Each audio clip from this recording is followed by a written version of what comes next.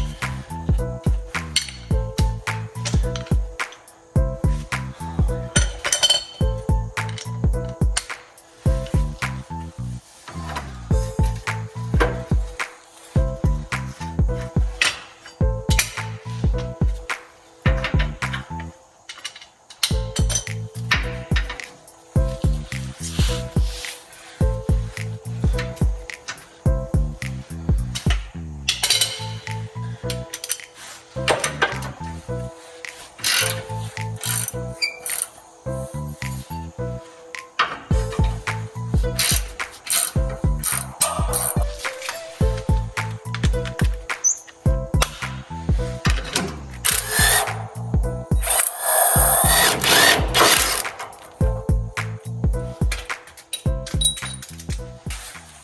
of surprised that bolt came out so easy. A lot of times they're rusted into the metal sleeve inside that bushing. Hopefully the rest come out that good. So far 2 for 2. That front bolt came right out also.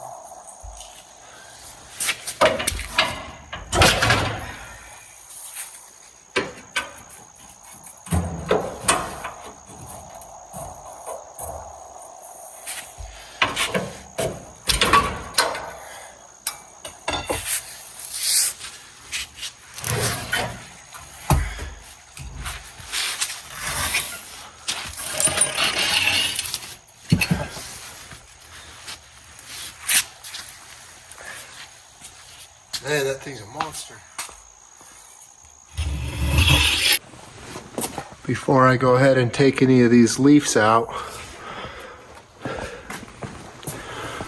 I'll get the front mount put on and the new shackle on both sides, and put it back up in here and put the weight back on it to see where it sets and decide how many leaves I want to take out from there.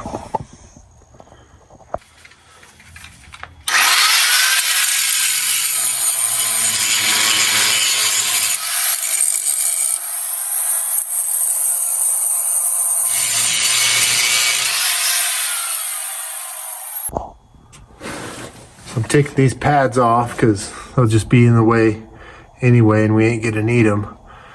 I got all the rivet heads ground off, and now I'm gonna get a big punch and punch them the rest of the way through the frame.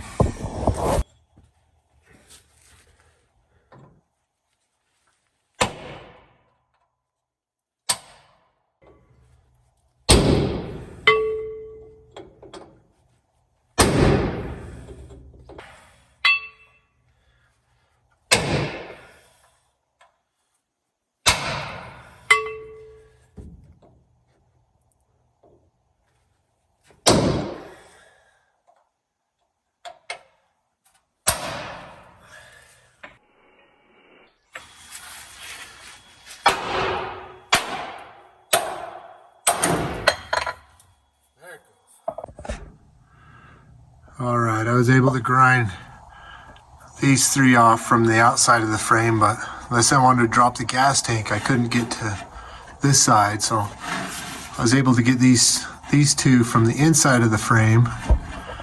And now I've kind of pulled it out and spun it around. I think I'll be able to get this one now. I'll grind that one off and pop all these out, and we'll get the new bracket bolted up. There's the old one, got it out. Now we can put the new one in. Before I do that, I gotta get these rivets out the rest of the way.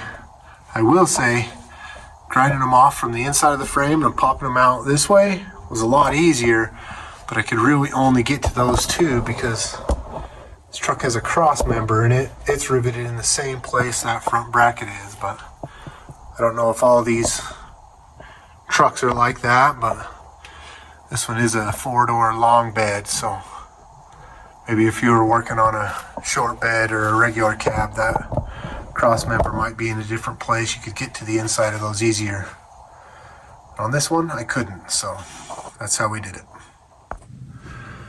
Before I get this bracket bolted up in here, I took a wire wheel and cleaned off that frame as good as I could and painted it just so hopefully won't rust out in between these 2 brackets where moisture and stuff would get trapped between the bracket and the frame. Nothing too special, just a little bit of preventive maintenance. So this kit, even though the bracket has 6 holes in it, only came with 4 bolts per side. But you do have to drill the holes out to a 7/16. And while doing that, I broke a drill bit. So we'll go ahead and get that out there and get this bolted up. before I put the leaf spring back up in here, I threw this shackle in because I knew I was going to have to notch this cross member right here. So that way I can mark it out and I'll know exactly how much to notch. It does clear this one, so I won't have to notch that one, but I do have to notch this back one. I've got it all notched out and it clears now. I might have to do a little bit more light up here so you can see. I have to notch out a little bit more where for the bolt to fit, but it clears. Nice thing about that kit too is it has two different spots for your wherever you want to set your height. Same with this bracket. Obviously we're going to use the very top one on both, get this thing as low as we can. But about ready to put the leaf spring back in this side, and then we'll head over to the other side and start on it. So I threw the leaf spring back up in the truck and just kind of measured to see where I was at. And still have a lot of clearance between the axle and the frame, so I'm going to take this center pin out, and I think I'm going to take out, definitely going to take out this one because don't need it no more. We got rid of those pads on the frame. I am going to leave this overload spring, but I'll leave the main spring, and then I think I'm going to take out every other leaf spring. So 4 leaf springs. We'll see how that goes. Hopefully it's not too many. So on the driver's side, I decided to take the gas tank out. I did that for 2 reasons. One, it'll make it a lot easier for me to get these rivets that I couldn't really get to on the other side because the gas tank pretty much sets right up against them. And 2, this truck has fuel injection, so we're going to put a in-tank high pressure pump in the driver's side tank.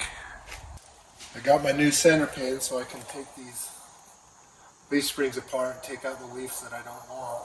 Get rid of this old center pin. But if you're ever going to do this, one thing you might want to do is get your big C-clamp, clamp down your leaf spring pack before you take the center pin out. They will separate on you.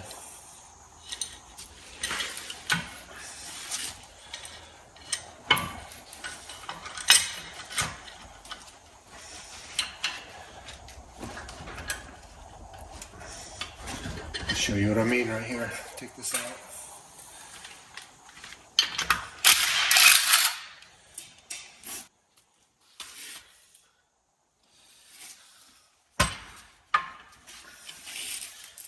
Just slowly take your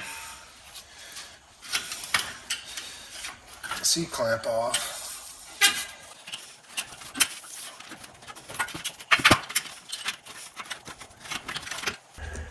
I had to hurry and unbolt these straps too because they're holding the leaf springs together as well.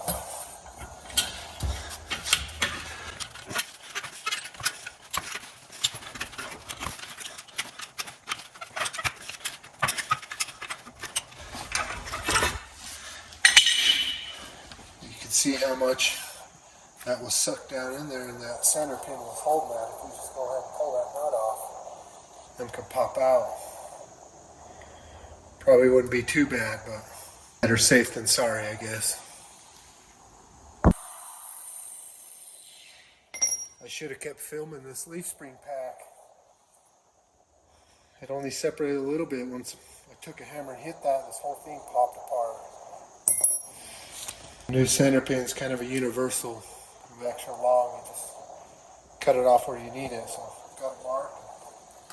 We'll get it cut and we'll get this leaf spring put back together.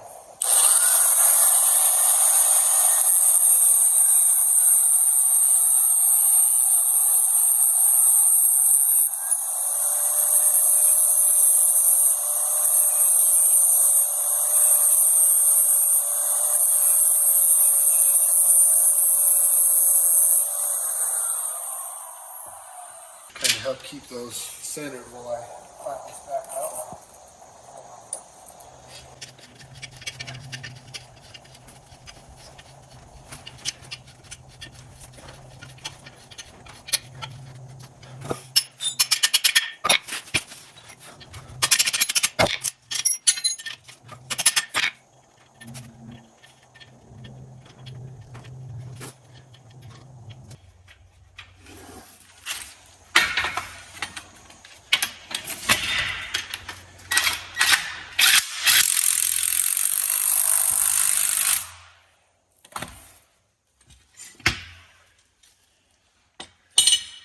we go.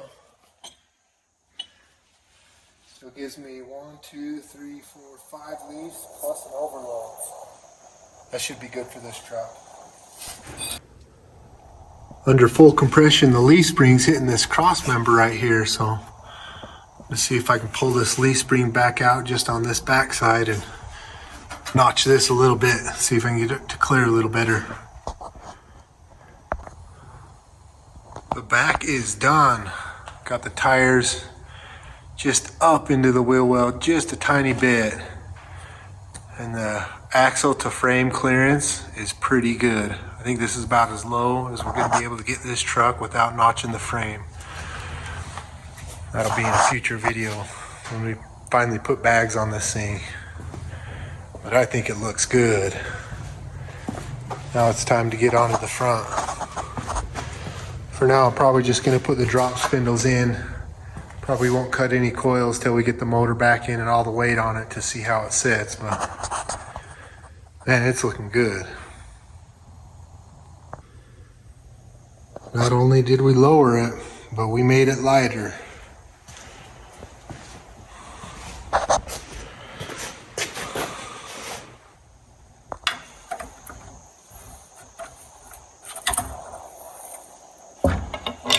Pull it out. Your old spindle.